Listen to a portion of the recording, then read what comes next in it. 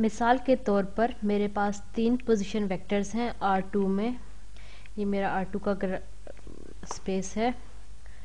अगर मेरा पहला पोजीशन वेक्टर जो इसको मैं x0 कह रही हूँ वो बराबर है -2 -2 के, और जब मैं इस पोजीशन वेक्टर को ग्राफ पे बनाना चाहूँगी तो वो कुछ इस तरह बनेगा। ये मेरा x0 है जो सब्ज़ रंग से मैंने बनाया है। मेरा दूसरा पोजीशन वेक्टर जो है वो है x1 और इसकी पोजीशन है -2 और 2, और जब मैं इसको ग्राफ पे बनाना चाहूँगी तो ये सेकंड क्वाड्रेंट में बनेगा। नीले रंग से मैंने अपना दूसरा पोजीशन वेक्टर x1 बनाया है। जो पोजीशन वेक्टर हैं ये किसी भी एक स्पेसिफिक कोऑर्डिनेट में होते हैं R2 के। मेरा तीसरा और आखिरी पोजीशन वेक्टर है x2 जो बराबर है 2 -2 के। जब मैं इसको बनाने की कोशिश करूँगी तो ये चौथे कोऑर्डिनेट में बनेगा और ये कुछ इस तरह का बनेगा। ये पीले रंग से मैंने अपना तीसरा पोजीशन वेक्टर बनाया है।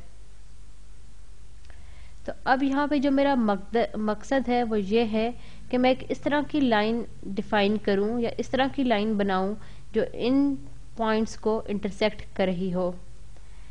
L0 को मैं अपनी लाइन सेगमेंट कह रही हूँ।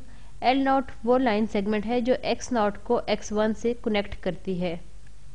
तो अब ये मैं कैसे करूँगी,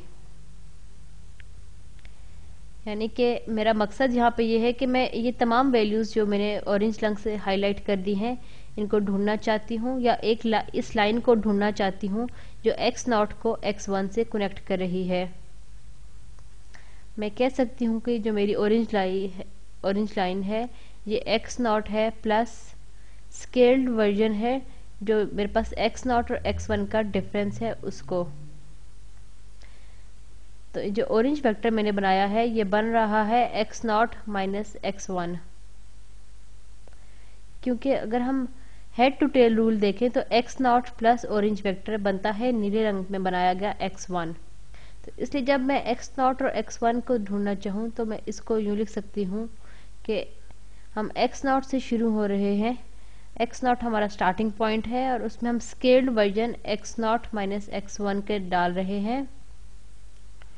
आप इसको x1 माइनस x0 के स्केल्ड वर्जन डाल रहे हैं ताकि हम x1 तक पहुंच जाएं। अब यहाँ पे मैं इस लाइन सेगमेंट क्योंकि बताना चाहती हूँ, तो यहाँ पे मुझे इस लाइन सेगमेंट के लिए एक कंस्ट्रेंट बताना पड़ेगा कि t रियल नंबर से हो। लेकिन अगर t रियल नंबर्स में से हुआ तो ये जो लाइन है ये तो इनफिनिट लंबी हो जाएगी, ऊपर और नीचे दोनों तरफ फैलती ही जाएगी। लेकिन हमारा मकसद यहाँ पे ये है कि जो मेरी ये लाइन सेगमेंट है ये x0 और x1 के दरमियान में हो।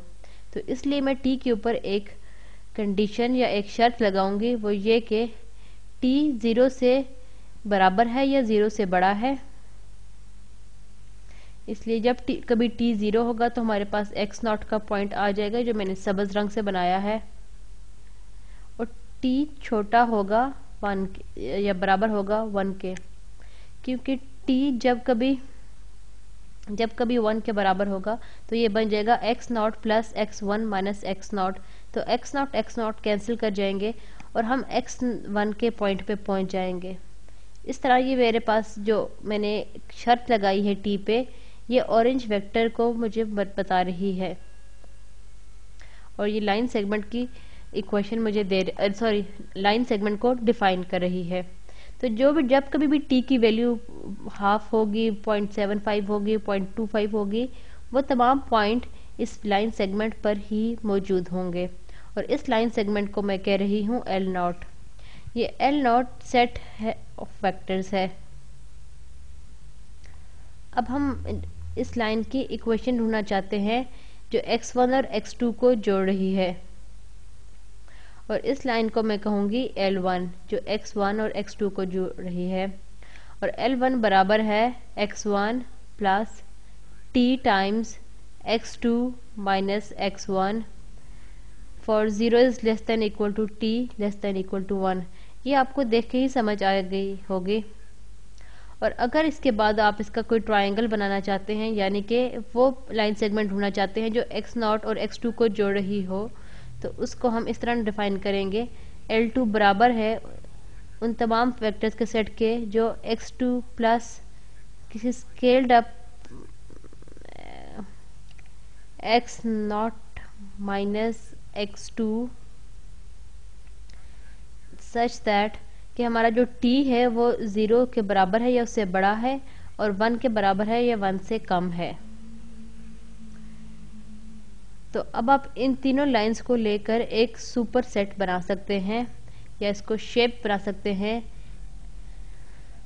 जो मेरा सुपर सेट है वो इन तमाम लाइन सेगमेंट्स की यूनियन है, यानी कि मेरा सुपर सेट S है L0, L1, L2 और ये सुपर सेट बना रहा है एक ट्रायंगल।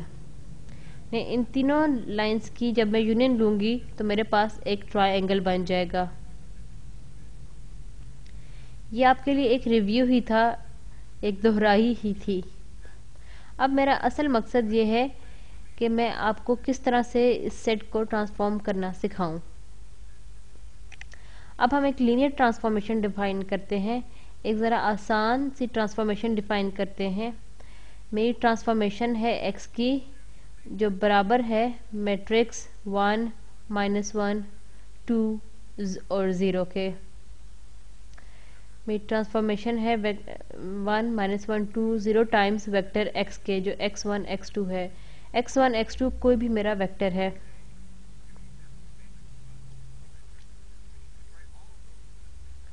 तो जितनी भी लीनियर ट्रांसफॉर्मेशंस होती हैं उनको मैट्रिक्स की फॉर्म में हम लिख सकते हैं।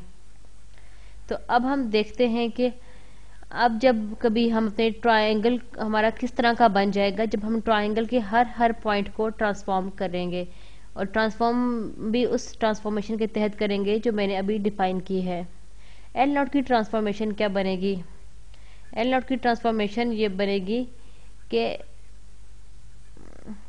ये जो L0 के मेंबर्स हैं ये पर्टिकुलर मेंबर्स हैं L0 के, जो x0, x1 है किसी एक पर्टिकुलर t के लिए।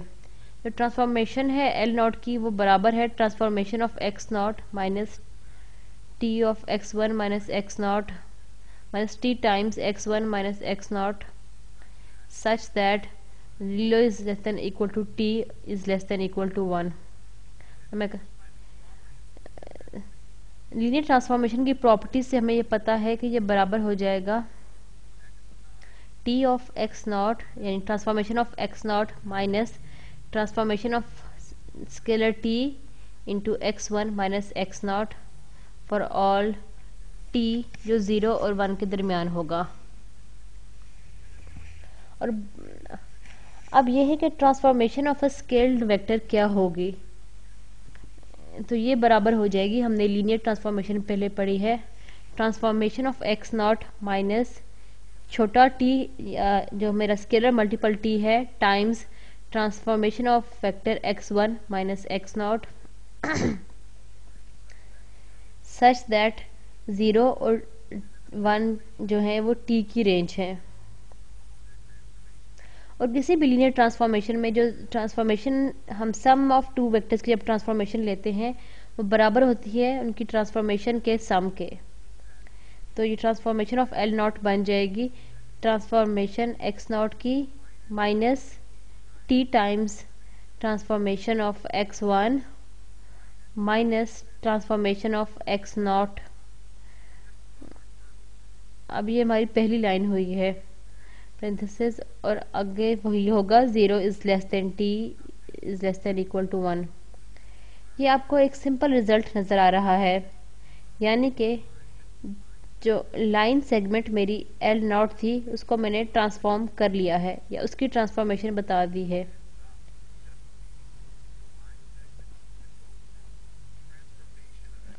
यानी मेरी जो लाइन सेगमेंट L0 से L1 में जा रही थी वो बन गई है इस तरह की लाइन जो x0 की ट्रांसफॉर्मेशन से जा रही है x1 की ट्रांसफॉर्मेशन की तरफ। अब मैं ज़रा x0 की ट्रांसफॉर्मेशन ढूंढ लूँ कि x0 का ट्रांसफॉर्म्ड फैक्टर क्या बनेगा। तो ट्रांसफॉर्मेशन ऑफ x0 बनेगी 1, 2, -1, 0 टाइम्स -2 और -2, ये बन जाएगा 1 -2 -2 माइनस यानी 2 - 2 इज इक्वल टू 0। और फिर दूसरा मेरे पास 2 times minus 2 is minus 4 plus 0 times 2 ये 0 हो जाता है। तो ये मेरे पास x नॉट की ट्रांसफॉर्मेशन बनती है 0 और माइनस 4। इसको अगर मैं ग्राफ पे बनाऊं तो ये यूं बनेगा नेगेटिव y एक्सिस पे। ट्रांसफॉर्मेशन ऑफ x नॉट मेरे पास ये सब्ज रंग से मैंने बनाई है। जो x नॉट से ट्रांसफॉर्मेशन जो x नॉट की ट्रांसफॉर्मेशन थी ये सब्ज रंग से मैंने बनाई है नीचे।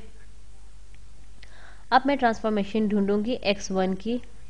मेरे पास जगह कम है इसलिए मैं इधर इसको कर रही हूँ 1 2 माइनस 1 और 0 टाइम्स माइनस 2 2। ये मेरे पास x1 है माइनस 2 और 2।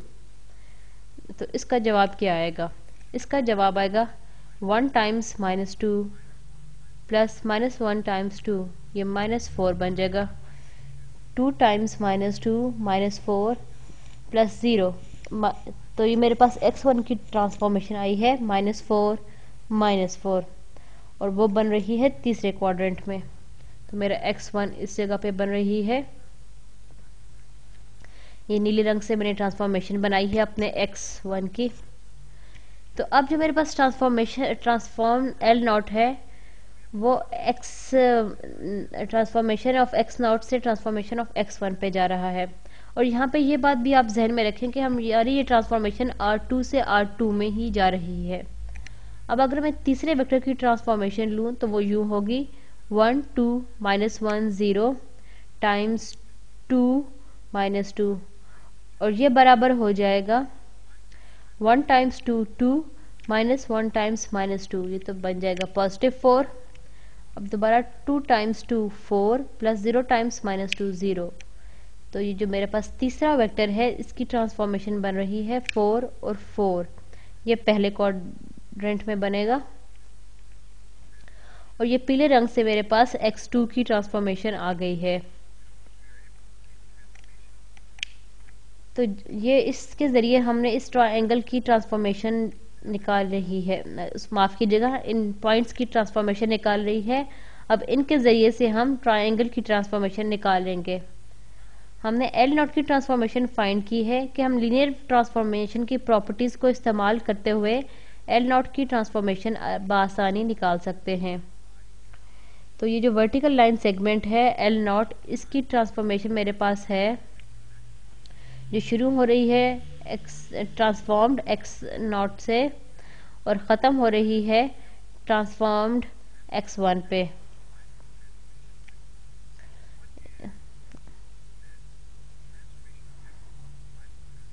अच्छा, अब सवाल ये है कि ये क्या चीज़ है, ट्रांसफॉर्मेशन ऑफ x1 क्या है minus transformation of x not, ये दोनों क्या बनते हैं? तो ट्रांसफॉर्मेशन ऑफ x1 मेरे पास ये नीला वेक्टर बनता है। तो ये जो पूरी टर्म है transformation of x1 minus transformation of x not, ये वेक्टर बनता है जो मैंने पर्पल रंग से या जामनी रंग से बनाया है। तो इसका मतलब है हमारी जो ऊपर वाली लाइन सेगमेंट थी वो ट्रांसलेट हुई है एक नई लाइन सेगमेंट पे जो कनेक्ट हो, और वो लाइन सेगमेंट भी हमारे पास x नॉट और x1 को कनेक्ट कर रही थी। यहाँ पे भी हमारे पास जो लाइन सेगमेंट आई है वो ट्रांसफॉर्मेशन ऑफ x नॉट को कनेक्ट कर रही है ट्रांसफॉर्मेशन ऑफ x1 पे, जो एक बहुत आसानी से समझ आने वाली चीज़ है। हम यही लॉजिक इस्तेमाल करते हुए अब कह सकते हैं कि L1 की ट्रांसफॉर्मेशन क्या होगी। और L1 वो लाइन सेगमेंट थी जो x1 और x2 को आपस में जोड़ रही थी। तो बिल्कुल यही लॉजिक इस्तेमाल करते हुए हम सारा मैथ्स नहीं करेंगे, क्योंकि वो मैथ्स जो हमने पहले ऊपर L नॉट के लिए की है वैसे ही हमें L1 के लिए करनी पड़ेगी। तो इसका मतलब है L1 की ट्रांसफॉर्मेशन भी हमारे पास वो लाइन आएगी जो x1 और x2 के दो पॉइंट्स को जोड़ रही होगी। तो ये जामनी रंग से मैंने जो अभी बनाई है लंबी लाइन, ये ट्रांसफॉर्मेशन है L1 की। तो ये नीचे वाली लाइन है ये ट्रांसफॉर्मेशन है L नॉट की। और अब आखिर में हमें ट्रांसफॉर्मेशन ढूंढनी है L2 के, और L2 वो लाइन सेगमेंट है जो रही है दो पॉइंट्स x2 और x नॉट को। अब इसकी ट्रांसफॉर्मेशन भी हम उसी मैथमेटिकल लॉजिक को इस्तेमाल करते हुए निकालेंगे जिससे हमने ट्रांसफॉर्मेशन L नॉट की और L1 की निकाली है। तो यहाँ पर ट्रांसफॉर्मेशन जो x2 X2 की है, ये L2 की है, वो ये होगी जो ट्रांसफॉर्मेशन ऑफ X2 से ट्रांसफॉर्मेशन ऑफ X0 तक जा रही होगी, क्योंकि L2 हमारे पास वो लाइन सेगमेंट है जो X2 और X0 को जोड़ रही है। और अगर हम इस पूरे शेप को या अपने पूरे ट्रायंगल को डिफाइन करना चाहें तो हम इसको ट्रांसफॉर्मेशन ऑफ शेप कहेंगे। तो यानी कि अभी मेरे पास जो एक ट्रायंगल था वो अब एक स्क्यू ट्रायंगल पे ट्रांसफॉर्म हो गया है, यानी एक राइट एंगल ट्रायंगल मैंने स्क्यू ट्रायंगल में ट्रांसफॉर्म कर दिया है। ये ट्रांसफॉर्मेशन का वेक्टर मैं इस्तेमाल करते हुए अपनी जो शेप है उसको ट्रांसफॉर्म कर दिया है, यानी कि मेरे पास जो पहले वेक्टर्स थे जो डिफरेंट सेट ऑफ वेक्टर से स्पेसिफाई हो रहे थे, ट्रांसफॉर्मेशन को इस्तेमाल करते हुए उन्हें मैंने एक बिल्कुल ही नए वेक्टर से स्पेसिफाई किया है। आपको यहाँ पे एक एक पॉइंट की ट्रांसफॉर्मेशन लेने की जरूरत नहीं है, सिर्फ अपने एंड पॉइंट्स को ट्रांसफॉर्म करना होता है और फिर उनको आपस में जोड़ लेना होता है, जिससे आपको आसानी से पता चल जाता है कि आप एक शेप को किस तरह की दूसरी शेप में ट्रांसफॉर्म कर रहे हैं। चलिए अब हम ये कहते हैं कि जो L0 की ट्रांसफॉर्मेशन है और L0 वो सेट वेक्टर्स का वो सेट है जो इस लाइन सेगमेंट L0 को स्पेसिफाई कर रहा है। अब अगर मैं लिखूं जो L0 की ट्रांसफॉर्मेशन है, L0 को ये है जो मैंने येलो से हाईलाइट किया है, ये L0 उन वेक्टर्स का सेट है हमारे कोड डोमेन में जो इस पॉइंट को स्पेसिफाई कर रहे हैं।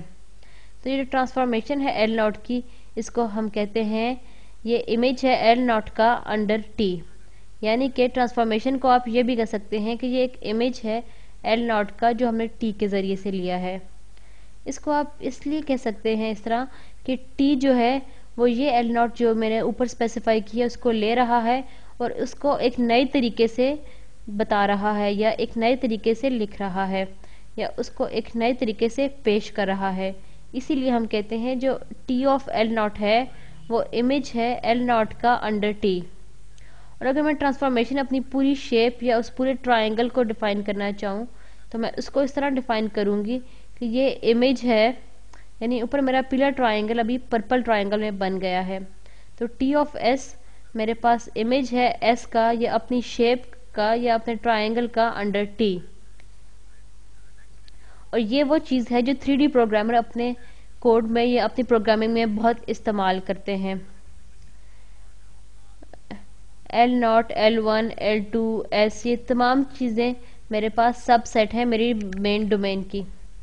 अब अगली वीडियो में हम इसको ज़्यादा वाज़िया तौर पर देखेंगे।